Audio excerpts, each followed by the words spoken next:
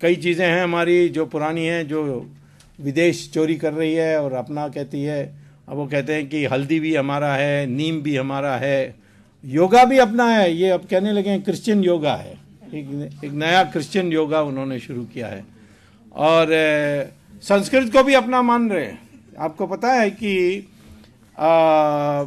आप ये गूगल से पता कर सकते हैं, the most advanced sector of computers today is artificial intelligence.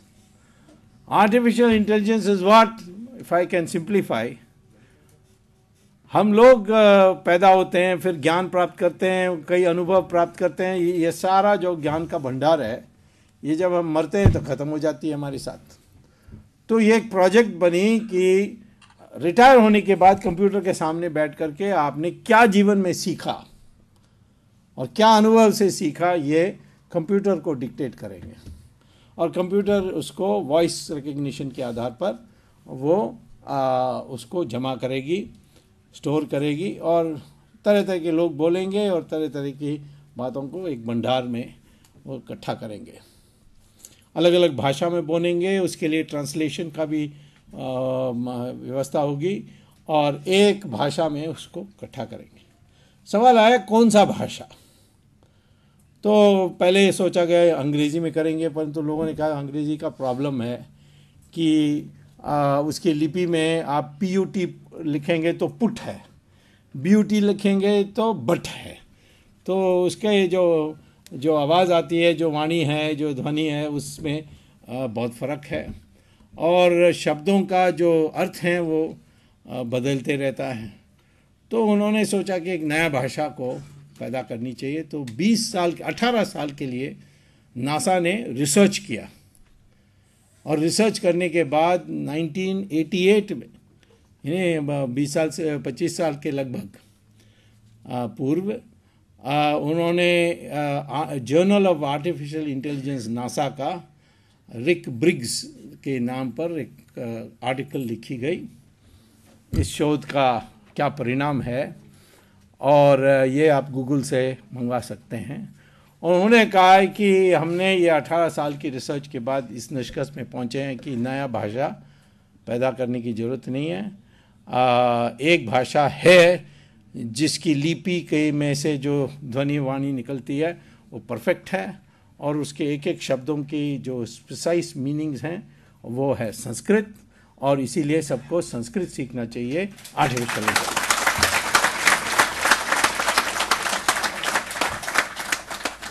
तो कंपलसरी कर दिया उन्होंने संस्कृत के लिए। आर्टिफिशियल इंटेलिजेंस नासा में पढ़ना है तो आपको संस्कृत भी पढ़ना है। और बुश ने भी उसके आखिरी दिन पर उसने एक अध्यादेश जारी की कि जो भी कॉलेज अमेरिका में संस्कृत पढ़ाएगी उसके लिए स्पेशल फेडरल ग्रांट्स मिलेगी।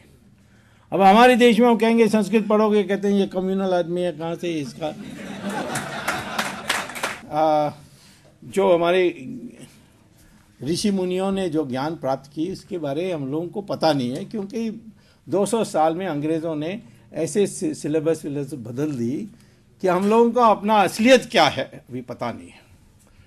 तो मैं भविष्य के लिए कहता हूँ कि एक नया हिंदुस्तानी तैयार करनी है, और उसके लिए हमारे जो पूर्वजों ने जो ज्ञान प्राप्त की और ज्ञान के को भंडार तैयार की, उसको हमें सीखना चाहिए। और मैं कहता हूँ कि इंटरनेट के ज़रिए या आपके ट्वीट के ज़रिए या आपके फेसबुक के जो भी हो, धीरे धीरे आपको कहीं ना कहीं संकल्प करके, कभी टाइम निकाल करके आपको संस्कृत सीखना चाहिए। क्योंकि उस संस्कृत में बोलने से वो वाइब्रेशंस पैदा होते हैं जिससे आप में ट्रांसफॉर्मेशन होती है।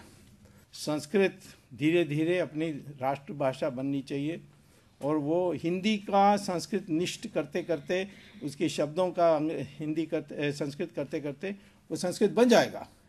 जब शंकराचार्य ने बौद्ध धर्म को हराया बातचीत से, शास्त्रार्थ उसको कहते हैं, तब शिष्यों ने पूछा कि ये पाली को हम बहिष्कार करें, तो कहा नहीं, पाली को संस्कृत शब्द जोड़ते जाओ, एक दिन पाली संस्कृत बन जाएगा। और वैसे ही हुआ, पाली चले गई और संस्कृत वापस आ गई।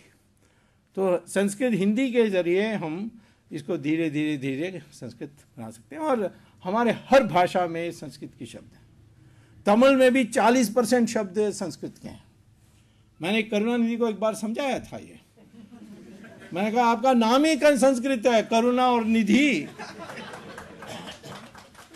तो फिर उसने कहा कि नहीं, असली बात है कि ये संस्कृत ने तमिल से चोरी की हुई शब्द है।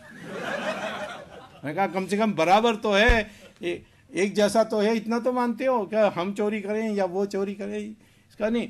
तो हर भाषा में शब्दें जो हैं अनेक हैं। मलयालम में तो 80-90% संस्कृत शब्द हैं, बंगाली में भी ऐसे ही है। सो हर भाषा में संस्कृत शब्द कॉमन होने के कारण हम संस्कृत को धीरे धीरे ऑल इंडिया लैंग्वेज बना सकते हैं, और उसको साइंस में भी पढ़ा सकते हैं, सब कुछ कर सकते हैं। अंग्रेजी तो सीखना है, वो इंटरनेशनल लैंग्वेज है ही, लेकिन हिंदी संस्कृत को लाने के लिए हम लोगों को प्रचार करना चाहिए।